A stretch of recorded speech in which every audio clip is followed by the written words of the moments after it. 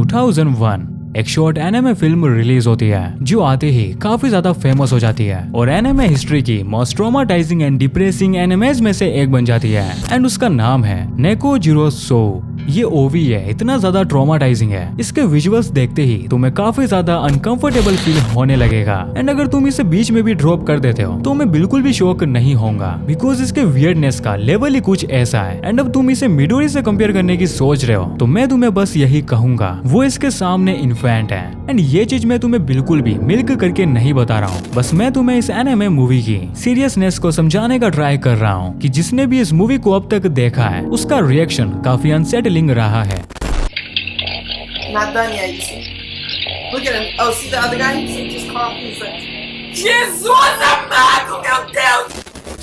जो मैंने तुम्हें बताया वो काफी ज्यादा डेवास्ट्रेटिंग था, बट पता है इससे भी ज्यादा डेवास्ट्रेटिंग चीज क्या है? जब ये एनिमे मूवी रिलीज हुई ठीक उससे 2 साल पहले इसके राइटर ने अपने हाथों से ही खुद की जान ले ली एंड उन्होंने ऐसा क्यों किया इसका रीजन आज तक किसी को भी नहीं पता एंड वो थी हाशिगुची चियोमी जिनका पेन नेम था नेकोजिरो, जो 2 वर्ड से मिलकर बना है कैट एंड सूप से एंड इससे ही इस मूवी का नाम भी आया है जिसका मीनिंग भी सेम है, कैट सूप एंड सी। कुछ लोगों का मानना है कि नेकोजिरो ने अपनी डेथ से पहले जो कुछ भी फेस किया था वो सब हमें इस मूवी में देखने को मिलता है एंड अगेन वो काफी अनसेटलिंग है, बट जो सीन्स इस मूवी में दिखाए गए हैं उनका एक्चुअली एक डीपर मीनिंग है जिन्हें ज्यादातर लोग मिस कर देते हैं बिकॉज अगेन लोग इसे सिर्फ इसकी शॉक वैल्यू के लिए देखते हैं और कुछ नहीं एंड इसी वजह से आज ये वीडियो मैं बना भी रहा हूँ जहाँ मैं तुम्हें इसकी स्टोरी सुनाऊंगा एंड बताऊंगा आखिर इस मूवी में होता क्या है, इंक्लूडिंग वो सारे बिजार पार्ट्स एंड उन सभी की एक्चुअल मीनिंग भी समझाऊंगा एंड साथ ही हम ये भी पता लगाएंगे आखिर नेकोजिरो की मौत कैसे हुई।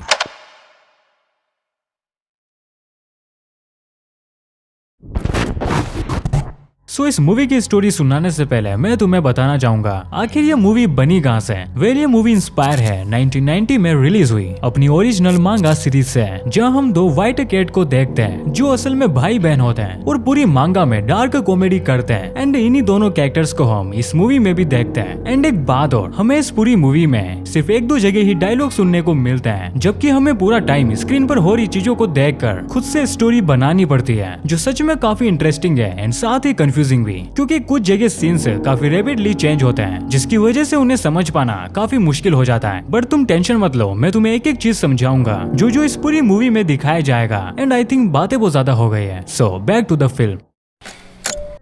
मूवी स्टार्ट होती है और हमें बाटअप के अंदर से व्यू दिखाया जाता है जहाँ एक बच्चा अपनी टॉय कार उसमें धोने आता है एंड सडनली वो उसी बाटअप में गिर जाता है।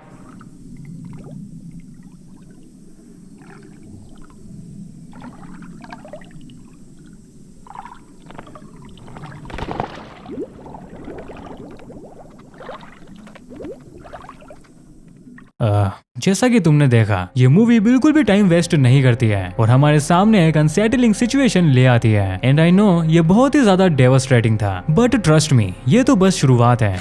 देन फिर हम उस लड़के की बहन को देखते हैं जो काफी बीमार थी एंड तभी उसकी आंख बंद होती है और बाद में फिर खुलती भी है जहाँ उसके सामने कोई एंटिटी खड़ा होता है, जिसके बाद सीन एकदम से शिफ्ट होता है और फिर से उस बाटअप वाले लड़के की तरफ चला जाता है जो बाटअप से बाहर निकलकर अपनी माँ की तरफ जाता है और अपनी माँ से कुछ कहने की कोशिश भी करता है, बट उसकी माँ कुछ भी नहीं सुनती है, जिसके बाद वो अपने पापा की तरफ भागता है बट वो भी उसकी कोई भी बात नहीं सुनते हैं एंड यही वो अपनी बहन को किसी के साथ बाहर जाते हुए देखता है एंड वो एंटिटी और कोई नहीं मैसेंजर ऑफ डेथ था जिसे तुम रीपर या यमदूत भी कह सकते हो, जो उस लड़के की बहन की सोल को अपने साथ ले जा रहा होता है एंड इसी के पीछे वो लड़का भी जाता है जहाँ वो रास्ते पर 3 औरतों को बात करते हुए सुनता है एंड तभी वो उनमें से एक के साथ ये करता है।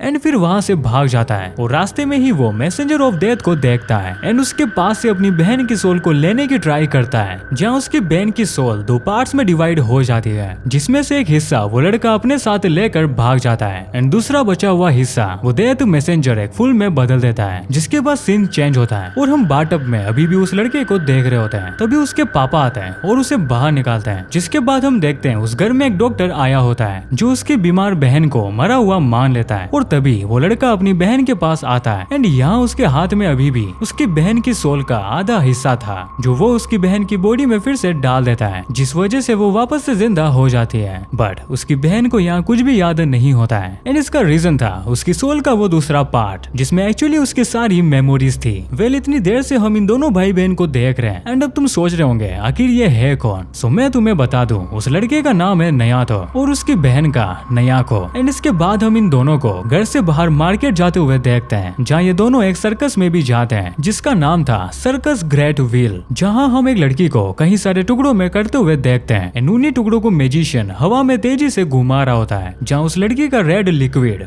तुम समझ गए होंगे रेड से मेरा क्या मतलब है, वो उन दोनों भाई बहन पर गिरता है जिसके बाद वो लड़की वापस से जुड़ जाती है और फिर हम एक जाइंट ट्रांसपेरेंट बर्ड को देखते हैं जिसके अंदर कई सारे बादल होते हैं एंड जब सर्कस के लोग उस बर्ड को रस्सी से बांध कर टॉर्चर करते हैं तो वो बर्ड आसमान में स्टार्स बनाता है जो देखकर सारे लोग खुश होते हैं। बट जब वो उस रस्सी को कुछ ज्यादा ही खींच लेते हैं तो उस बर्ड में मौजूद सारे बादल सफेद से काले हो जाते हैं। तभी वहाँ जोर से एक धमाका होता है जिसके बाद वहाँ पर बाढ़ आ जाती है और चारों तरफ सिर्फ पानी ही होता है। एंड ऐसा क्यों हुआ ये चीज मैं तुम्हें लास्ट में समझाऊंगा। जिसके बाद हम उन्हीं दोनों भाई बहन को बोट पर देखते हैं एंड यहाँ एक चीज नोटिस करने वाली थी, ये दोनों अकेले नहीं थे, इनके साथ एक पिग था। जिसके बाद हम नयाटो को बोट पर कुछ करते हुए देखते हैं एंड अब तुम समझ गए होंगे व्हाट आई मीन। जिसके बाद उसी चीज को खाने के लिए वहाँ कई सारी फिशेस आ जाती है। जिसके बाद सीन चेंज होता है और हम फिर से उसी पिग को देखते हैं जिसके हाथों में वही फिशेस होती है जो हमने थोड़ी देर पहले टॉयलेट एरिया में देखी थी एंड इन्हें यहाँ पिग खाने के लिए लाया था। बट नया तो उन्हें छोड़ उसी पिग को खाने लगता है एंड इसका भी एक काफी सेंसफुल मीनिंग है जो अगेन मैं तुम्हें आगे बताऊंगा। एंड फिर हम किसी के हाथ को देखते हैं जो अर्थ को हवा में उठा लेता है जिस वजह से अर्थ का सारा पानी उसके हाथों से नीचे गिरने लगता है एंड अब तक अर्थ का भी सारा पानी गायब हो चुका होता है और उस जगह सूखा पड़ने लगता है। जिसके बाद हम फिर से उन्हीं तीनों को देखते हैं जहाँ वो पिग उन दोनों भाई बहन को अपनी पीठ पर ले जा रहा होता है एंड रास्ते में ही नया तो उस पिग को मारता है और फिर से उसे खाने लगता है एंड इस बार पिग का स्वाद उसे उतना अच्छा नहीं लगता है जिस वजह से वो उसे काफी बेरहमी से मारने लगता है एंड नया को भी उसे मारने लगती है जब तक वो पिग मर नहीं जाता। एंड इसके बाद हम इन दोनों भाई बहन को एक घर की तरफ जाते हुए देखते हैं एंड वो उस घर के अंदर एक जाइंट ह्यूमन से मिलता है जो उन दोनों भाई बहन को काफी अच्छे से खाना खिलाता है जो भी उन्हें खाना था। एंड फिर हम उन दोनों को गर्म पानी में देखते हैं जहाँ वो बड़ा सा आदमी उसी पानी में वेजिटेबल्स डाल रहा होता है एंड यहाँ तक तुम्हें अंदाजा लग ही गया होगा कि वो इनकेट का सूप बनाने वाला है। एंड तभी वो जाइंट ह्यूमन अपने कमरे में जाता है जहाँ वो अपनी ड्रेस चेंज करके आता है और उसके हाथ में होती है एक बड़ी सी सीजर जिससे वो उन केट्स को काटने ही वाला होता है पर वो बच जाती है एंड वो सीधा उसी पानी में गिर जाता है जिसका फायदा उठाकर नया तो और उसकी बहन बाहर निकल जाती है। और जब वो जाइंट ह्यूमन उनके पीछे बाहर आने की कोशिश करता है तो हमें पता चलता है कि असल में वो एक रोबोट है और उसके हाथ पैर नया तो उसकी ही सीजर से काट देता है और उसे ढक देता है ताकि वो बाहर ना आ सके। जिसके बाद ऑब्वियसली वो दोनों भाई बहन वहाँ से भी भाग जाते हैं और हम देखते हैं कि वो गर्मी की वजह से काफी थक जाते हैं और वो पानी की तलाश में एक खड्डा करते हैं जहाँ से उन्हें एक वाटर एलिफेंट मिलता है जो उन दोनों भाई बहन को पानी पिलाता है और अपने अंदर बिठा कर ले जाता है। बट अभी यह एक वाटर एलिफेंट था तो उसका गर्मी की वजह से पानी सूखने लगता है तो नया तो उसे फिर से खड्डा कर पानी पिलाता है और वो फिर से पहले जैसा हो जाता है। बट जब सेकेंड टाइम उस वाटर एलिफेंट के साथ वैसा ही होने लगता है तो नया तो फिर से पानी ढूंढने लगता है बट इस बार वो लेट हो जाता है और वो वाटर एलिफेंट इवेपोरेट हो जाता है। जिसके बाद फिर से सीन चेंज होता है और हम उसी गोड को देखते हैं जो फर्स्ट टाइम देखने पर कोई फ्रूट काट रहा होता है बट ये दरअसल कोई एस्टेरॉइड था जिसका आधा हिस्सा उसके हाथों से गिर जाता है एंड पास ही में मौजूद मशीन्स में जाकर फंस जाता है एंड इससे वो पूरी मशीन रुक जाती है जिसका असर अर्थ पर होता है और अर्थ का पूरा टाइम स्टॉप हो जाता है एंड अगेन वो मशीन फिर से चलने लगती है जिससे अर्थ का टाइम काफी तेजी से बीतने लगता है। देन अगेन फिर से सीन चेंज होता है और हम उसी गॉड लाइक एंटिटी को देखते हैं जो अभी भी उस एस्टेरॉइड के आधे हिस्से को पकड़ने की कोशिश कर रहा होता है बट वो उसके हाथों से आगे चला जाता है जिसे वो वापस से लाने के लिए उस मशीन को पीछे की तरफ घुमाता है जिससे अगेन अर्थ का टाइम रिवर्स हो जाता है और ऐसे उस गॉड को अपना हाफ एस्टेरॉइड मिल जाता है और अर्थ का भी टाइम फिर से नॉर्मल हो जाता है। आई नो कि ये काफी ज्यादा कंफ्यूजिंग है बट ट्रस्ट मी मूवी के एंड में ये चीज भी सेंस बनाने लगती है। देन नेक्स्ट सीन में फिर से हम उन्हीं दोनों भाई बहन को देखते हैं जो अभी भी एक बोट पर मौजूद थे। जिसके बाद वो एक टनल में जाते हैं जिसे देखने पर लग रहा था चारों तरफ सिर्फ मैकेनिकल पार्ट्स थे एंड उनसे बने क्रिएचर्स। जिसके थोड़े आगे जाते ही उन्हें एक फूल दिखता है जिसे नया तो तोड़ता है और अपनी बहन के सामने रखता है तो उससे उसकी बहन की मेमोरी वापस से आ जाती है। देन अगेन फिर से सीन चेंज होता है और हम उन दोनों भाई बहन को मार्केट में देखते हैं एंड वो वहाँ से अपना सामान लेते हैं जो वो लेने आए थे और घर चले जाते हैं, जहाँ पूरी फैमिली एक साथ बैठ अपना डिनर करती है। और उसी टाइम हम नयातो को वॉशरूम जाते हुए देखते हैं एंड जब वो वॉशरूम में था तो उसके मम्मी पापा और बहन एक एक कर गायब होने लगते हैं। इवन दो वो जो टीवी शो देख रहे थे उसका होस्ट भी गायब हो जाता है और सिर्फ नयातो अकेला बचता है जो भी बाद में अपने पूरे घर के साथ गायब हो जाता है। जिसके बाद ये मूवी यहाँ पर एंड हो जाती है। वेल पहली बार देखने पर मेरा भी तुम्हारी तरह ही रिएक्शन था, आखिर मैंने ये क्या देख लिया। आई वॉज लाइक ये क्या था, लेकिन जब मैंने इस मूवी पर रिसर्च की तो मुझे समझ में आया ये मूवी किस बारे में है, आखिर ये हमें क्या बताना चाहती है। वेल बेसिकली ये पूरी मूवी दरअसल globalism, society, philosophies, human nature और पावर के बारे में है। अब तुम सोच रहे होंगे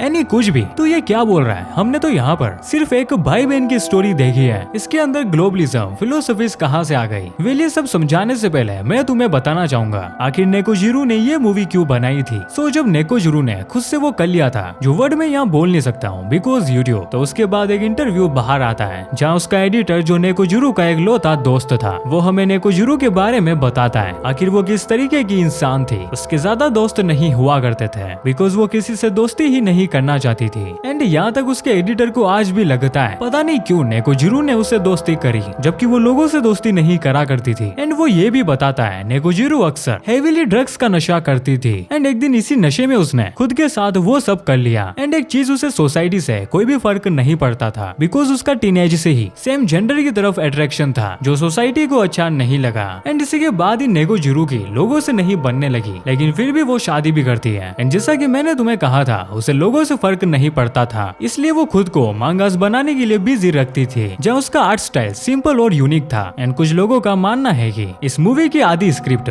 नेकोजिरो के हस्बैंड ने लिखी है उसके ट्रिब्यूट में जो खुद भी एक हॉरर मांगा का है, हाजिमे यामानो। एंड ये चीज कहीं पर भी क्लियरली मेंशन नहीं है तो मैं इसे सही या गलत नहीं कह सकता हूँ। सो अभी भी तुम्हारे अंदर डाउट होगा आखिर ये पूरी मूवी कैसे है ग्लोबलिज्म और मॉडर्न सोसाइटी को रिप्रेजेंट करती है, तो मैं तुम्हें फिर से इस मूवी का एक ब्रीफ गो थ्रू दिखाऊंगा। वेल जैसे मूवी स्टार्ट होती है और हम देखते हैं एक भाई अपनी बहन की जान बचाता है मैसेंजर ऑफ डेथ से उसकी सोल लेकर, जो यहाँ ह्यूमन नेचर को दिखाता है कि वो अपने लोगों से कितना पॉजेसिव है। जिसके बाद हमें सर्कस वाला सीन दिखाया जाता है जहाँ कैसे वो मैजिशियन उस लड़की को कहीं टुकड़ों में काट देता है और वहाँ मौजूद लोग बिल्कुल भी शौक नहीं होते हैं और उल्टा वो एंजॉय कर रहे होते हैं। एंड इसके थ्रू हमें सोसाइटी का एक फेस दिखाया जाता है कि जब किसी के साथ कुछ बुरा होता है तो बाकी के लोग सिर्फ देखते हैं। एंड ये तो थी सिर्फ नॉर्मल बात, ये एनिमे इसे एक स्टेप और ऊपर ले जाता है जो कि है वो वाला सीन जब उन दोनों भाई बहन पर ब्लड गिरता है लेकिन उनका रिएक्शन कुछ भी नहीं होता है। ये उस चीज को दिखाता है कि हम भी उसी सोसाइटी की तरह रिएक्ट करते हैं चाहे हमारे सामने कुछ गलती क्यों ना हो रहा हो। देन फिर बात आती है उस जायंट बर्ड की। इसके थ्रू नेकोजिरो हमें बताना चाहती थी कि नेचर के साथ हम थोड़ी सी छेड़खानी करेंगे तो वो हमारे लिए डेंजरस नहीं होगा, लेकिन जब हम इस नेचर को कुछ ज्यादा ही ह्यूमुलेट करने लगेंगे लाइक ज्यादा पोल्यूशन करना जिससे ग्लोबल वार्मिंग सबसे ज्यादा बढ़ती है जो सच में हमारे अर्थ के लिए सबसे बड़ा खतरा है। एंड इसी वजह से हम उस जायंट बर्ड के फटने के बाद पूरे अर्थ पर पानी देखते हैं जो अगेन ग्लोबल वार्मिंग को सिंबलाइज करता है। एंड ये चीज नेकोजिरो का सोच पाना सच में काफी इंप्रेसिंग है, वो भी उस टाइम। एंड इसके बाद वो पिग को मारने वाला इंसिडेंट, वेल इसके थ्रू राइटर हमें इंसान का फिर से ह्यूमन नेचर दिखाना चाहता है जहाँ वो अपने साथ ही अच्छा करने वाले के साथ क्या करता है, उसकी अच्छाई का पूरा फायदा उठाता है और उसे तब तक यूज करता है जब तक उससे फायदा होना बंद ना हो। एंड जैसे ही फायदा होना बंद हुआ तो उसे दूर कर देना बिल्कुल नयातो की तरह। जब तक उसे उस पिग से मीट मिल रहा था वो उसका फायदा उठा रहा था एंड जैसे ही ये चीज होना बंद हुई वो उसे मार देता है। देन फिर वो रोबोट वाला सीन जो अगेन ह्यूमन नेचर को दिखाता है जो सिर्फ अपने बारे में ही सोचता है, और वो वाटर एलिफेंट वाला सीन जो हमें वाटर की वैल्यू दिखाता है कि ये कितना जरूरी है। एंड यहाँ इस मूवी में गॉड का एंगल इसलिए डाला गया है जो हमें नेकोजिरो की माइंड सेट को दिखाता है कि इंसान के हाथों में कुछ भी नहीं है। एंड फिर आता है वो गायब होने वाला सीन जिसका दरअसल यहाँ मतलब है ये जो कुछ भी हम अभी देख रहे थे ये सिर्फ नयातो की इमेजिनेशन है, जबकि नयातो अभी भी उसी बार टब में ही है और ये सब उसका ब्रेन उसे दिखा रहा है। एंड जब नयातो मर जाता है तो उसका ये सपना भी गायब हो जाता है जैसे एक एक कर उसका परिवार और वो खुद भी गायब हुआ था। वेल ये वो चीजें थी जो मुझे पर्सनली तौर पर लगी कि ये मूवी हमें दिखाना चाहती है। एंड यहाँ पर तुम्हारा पॉइंट ऑफ व्यू भी अलग हो सकता है जो तुम मुझे कमेंट सेक्शन में बता सकते हो। एंड हाँ अभी भी मैं डिस्टर्बिंग मांगा पार्ट 4 पर काम कर रहा हूँ एंड सोच रहा हूँ कैसे मैं तुम्हें वो सारी ग्रुसम चीजें दिखा सकूँ बिना ज्यादा सेंसरशिप के एंड यूट्यूब भी उसे टेक डाउन ना करे। एंड लेट्स सी मैं ये कैसे करता। बाकी तुम चाहो तो इन दोनों वीडियो में से किसी पर भी क्लिक कर सकते हो, मैं तुम्हें वही मिलूंगा।